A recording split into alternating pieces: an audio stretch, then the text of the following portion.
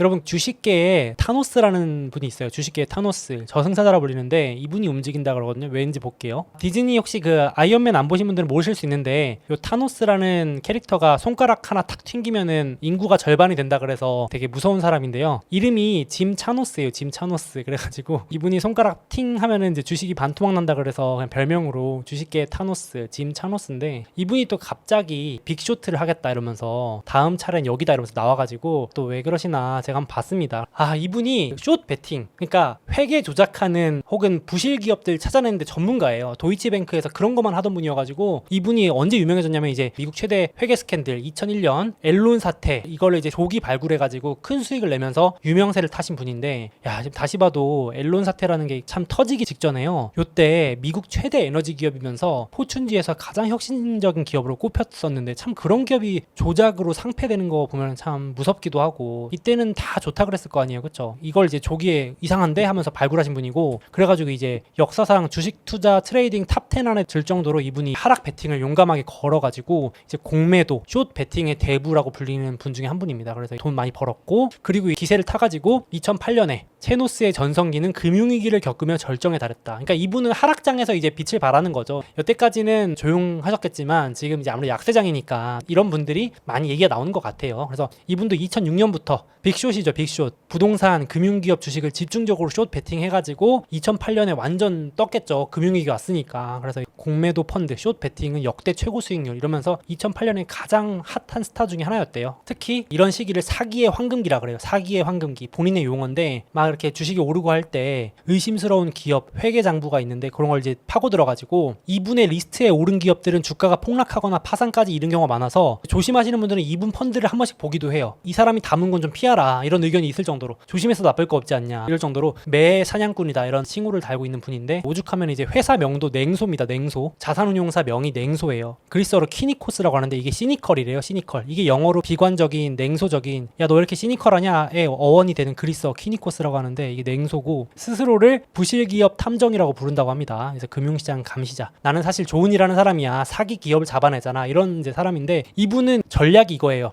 회사에 회계 조작 전문가만 집단으로 모아놓고 특히나 여론전을 활용하는 분입니다. 나 여기 하락 베팅했다 이러면서 언론에 자기 포지션을 밝히면서 스스로 더 이렇게 여론전도 하시는 분이라고 합니다. 근데 이제 여러분들이 아니 이 정도로 유명한 사람인데 왜 내가 한 번도 못 들어봤을까 하실 수 있는데, 사실 저도 잘 들어보지 못했거든요. 근데 이제 2018년부터 20년 동안 주식이 너무 올라서 힘들었대요. 그동안 가장 고통스러운 시기였대요. 본인은 이제 하락 베팅론자니까 그동안은 언론에서도 조명을 못 받았는데 요즘에 이제 하락장 나오니까 기세 등등 하신 거죠. 전설적인 숏셀러 하락 베팅, 이제 올해 3월부터 코인베이스는 버블 주식 해가지고 숏 치겠다 또 이제 여론전 한 거죠. 야 이분이 하락 베팅 한다 그러니까 그 당시에 커뮤니티에서 난리가 났나봐요. 큰일 났다, 짐 차노스 움직인다. 3월 21일입니다 올해 3월 21일 이쪽 세계에선 타노스로 유명함 덜덜덜 비트코인 2,500 가냐 했는데 당시에 비트코인 5천만 원이었거든요. 이름도 하필 차노스야. 무섭네. 생태계 파괴범이었다. 이렇게 이제 벌벌벌 떨었는데, 사실 올해 아무거나 하락 베팅해서 다 돈 벌었으니까. 코인베이스는 그 당시에 200불이었는데 지금 50불이 채 안 되니까 뭐 4분의 1 토막이 났고요. 비트코인도 반 토막이 나버렸네요. 진짜로 저승사자 맞는 것 같고. 네, 그런 상황인데 이제 이분이 루이신 커피도 회계 조작 사건 공매도 리포트 나왔을 때 투자를 세게 해가지고 돈 많이 벌었고, 그 다음에 제가 이거 유튜브 하면서 소개했던 적도 있는데 독일 역사상 최대의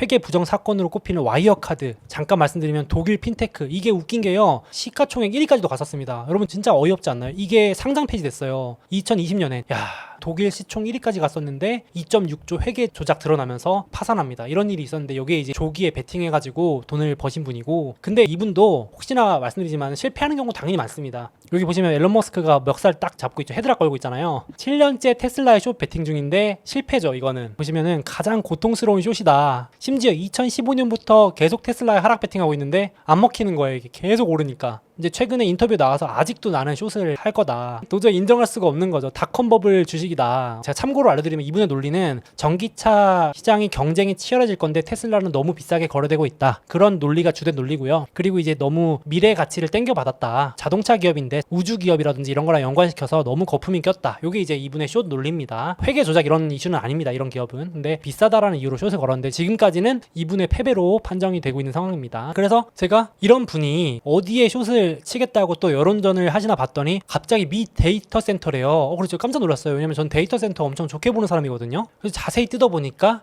이제 다행이라고 해도 될지 모르겠는데 클라우드는 아주 유망한데 데이터 센터는 위험하다라는 거예요. 그래서 봤더니 데이터 센터 리츠라는 게 있습니다. 부동산 사가지고 데이터 센터를 자기가 짓고 거기에 고객사들을 영업해 와서 임대료 따박따박 받아가지고 배당 주는 데이터 센터 부동산 임대업 하는 그런 기업들은 앞으로 자기가 숏을 베팅하겠다라고 한 거예요. 알아두시면 좋겠고 체크하자는 의미로 받아들이시면 좋겠습니다. 이분이 틀린 것도 많고 하니까 꼭 맞는다 이런 거보다는. 그래서 이제 여기 나와 있습니다. 논리는 뭐냐면 클라우드는 유망하다. 근데 마이크로소프트, 아마존, 구글 3대장이 여태까지는 위탁을 해서 맡겼는데 이제는 직접 짓기 때문에 옛날같이 데이터 센터 리츠들이 좋지 않다. 호황기 다 갔다. 그래서 임대 수익 줄어들 거기 때문에 이제 옛날만큼 배당 못 준다. 이런 논리입니다. 그래서 뭐 엄청 위험하다 이런 얘기보다는 앞으로 수익이 떨어질 거다. 이렇게 베팅을 한 거고요. 그래서 말 나온 김에 클라우드, 제가 제일 좋아하는 분야, 독과점이면서 성장성이 꾸준한 클라우드 시장은 어김없이 올해도 아마존, 마이크로소프트, 알파벳이 독식을 하고 있고요. 얄미울 정도로 현금 흐름 쫙쫙 뽑아내는 분야고요. 얘네들이 데이터 센터를 지어서 거기 저장을 해야 되는데 여태까지는 클라우드 3사가 데이터 센터 리츠한테 맡기면서 그냥 위탁했는데 이제는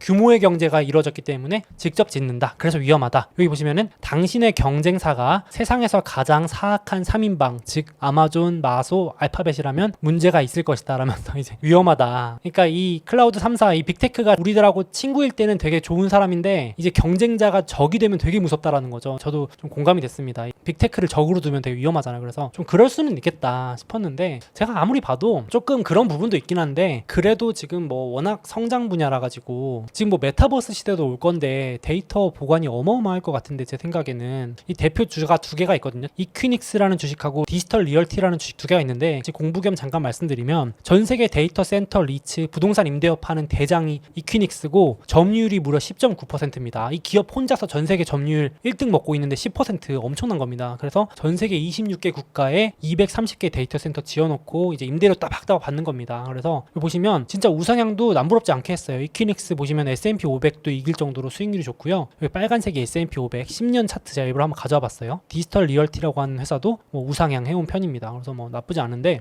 심지어 이제 여기 보시면은 한국에도 요즘 데이터 센터 들어온다는 얘기 많이 나는 거 아세요? 여기 보시면은 국내에 이제 큰 손들 들어온다는 애들이 이 기업들입니다. 이퀴닉스, 고양시에 짓고 경기도, 디지털 리얼티, 김포 이런 데 다 짓는 거 보시면 여기 탑2입니다. 얘네들이 다 들어오는데 야, 이 전망이 밝은데 뭐 그렇게까지 빅쇼트를 할 정도인가 솔직히 이런 생각 좀 들었어요. 꼭 그 빅테크 아니더라도 들어오려고 하는 데이터 센터 고객들이 많거든요. 그래서 제가 봤을 때 장점도 충분히 많다 이렇게만 보여지고 거기다가 이제 잠깐 참고해 두실 만한 이슈로 데이터 센터가 보통 냉각수 때문에 바닷가 뭐 해안가 근처에 짓는다 그랬는데 요즘에 이슈가 조용히 도시로 들어오는 게 또 트렌드래요. 데이터 센터가. 왜 그런가 봤더니 확실히 우리들이 온라인 유튜브 보는데 조금이라도 끊기면 팍 짜증나잖아요. 그러니까 지금 고객들도 0.0001초 늦어지는 것도 못 참는데요. 그래서 이 지연이 되는 걸 싫어하기 때문에 점점 더 도심에 들어오려고 하고 있답니다. 앞서 보여드린 네이버도 춘천에 짓고 세종시 이런 것도 사실 도시잖아요. 도시로 들어오고 있고 한국만 해도 그렇고 지금 글로벌 트렌드도 그렇다고 합니다. 데이터 센터 도심으로 막 들어오고 있고 아마존도 아예 도심에 짓겠다고 하고 있고 이런 상황인데 이번 주에 대표적인 사례가 넷플릭스에서 여러분 혹시 기묘한 이야기라고 아시나요? 기묘한 이야기 새 시리즈가 나왔는데 요거 접속 폭주가 돼가지고 서버 다운됐거든요. 난리가 났어요 미국에서. 야 이거 뭐냐 이러면서. 근데 이 넷플릭스도 이 데이터 센터 고객사입니다. 그러니까 이제 이런 거 막으려고 도시에 더 가깝게 끊기는 거 막게 하려고 하겠죠. 이런 것도 하나의 또 사례가 될 수 있을 것 같고 방금 말씀드린 데이터 센터 2대장 이퀴닉스에 이어서 디지털 리얼티도 올해 초에 한국도 들어왔습니다. 한국이 노다지래요. 이 데이터 센터 분야 쪽이. IT도 강국이고 해가지고 여기 보시면 이것도 서울 상암 지나가면서 보면 이게 데이터 센터인지 아무도 모르게 지어놨대요. 이제 그게 트렌드래요. 옛날에는 딱 누가 봐도 데이터 센터였는데 시골 한적한 곳에 지어놨는데 이제는 지나가다 보면 아 그냥 업무용 빌딩이구나 할 정도로 데이터 센터가 이제 도시명으로 지어지는 게 트렌드고 이게 다 이유가 접근성 때문에 또 지연 더 안 되게 하려고. 또 공교롭게도 여기 들어가는 반도체가 엔비디아 최신형 데이터 센터 프로그램용 반도체. 그래서 이렇게 다 이어진다 이렇게 보시면 될 것 같습니다. 그래서 이렇게 세트로 데이터의 시대는 계속되고 클라우드도 커지고 할 텐데 이렇게 되고 이제 디지털 리얼티가 보시면 제가 또 좋아했던 이유가 배당주예요. 이렇게 배당을 한 번도 꺾은 적이 없습니다. 따박따박 주는 17년 연속 배당금 지급 상승했고 뭐 금융위기 코로나 지금도 꺾을 기세가 안 보이는데 배당률도 한 4% 됩니다. 투자를 추천하는 건 아닌데 이런 안정성은 있다 참고하시면 되겠고 여기 데이터 센터에 들어가는 반도체가 역시 3대장 인텔, 엔비디아, AMD 이렇게 있다라는 거고 거기에 우리의 주요 고객인 클라우드 3대장이 1등 아마존, 2등 마소, 3등 알파벳이다. 그래서 정리해왔습니다. 그래서 제가 봤을 때는 요게 좀 불안하다고 하시면 사실 저도 그런 우려는 좀 있었어요. 데이터 센터 리츠에 투자하기는 약간 불안한 요소가 방금 차노스가 말한 요소이긴 했거든요. 얘네들이 직접 지으면 어떡하지? 이러면서 애플도 반도체 직접 만든다 그러잖아요. 인텔 거 안 쓰고 직접 만들고 지금 당장은 아니지만 언젠간 퀄컴도 대체한다 막 이러면서 우려가 끼고 그러는데 그런 게 걱정되시면은 이쪽보다는 또 다른 쪽에 좀 안정적인 부분에 하시는 것도 방법이고 아야 그래도 데이터 센터 짱짱해 걱정 없어 메타버스 시대도 오고 지금 인공지능 시대가 오면은 클라우드 데이터 센터 수요가 얼마나 늘어나는데 하시는 분들은 참고로 하셔도 될 것 같습니다. 그렇게 되고 오죽하면은 요즘 아마존 주가가 안 좋거든요 여러분. 아마존이 많이 빠졌는데 지금 그러니까 월가에서도 이런 얘기 계속 나와요. 아마존 클라우드만 떼자. 차라리 이럴 거면은 전자상거래 때문에 주가가 기업 가치가 영 안 나오니까 아니 지금 아마존 AWS 클라우드만 따로 떼도 지금보다 3배는 그냥 오른다. 현실화는 좀 어렵다고 합니다. 안 그러면 이제 이게 떼버리면 전자상거래는 계속 적자니까 뭐 요 정도로 클라우드 분야가 유망하다라는 보고서는 계속 나오고 있고요. 그리고 지금 제가 영상을 찍는 시점에 엔비디아가 거의 뭐 60% 빠지게 생겼거든요.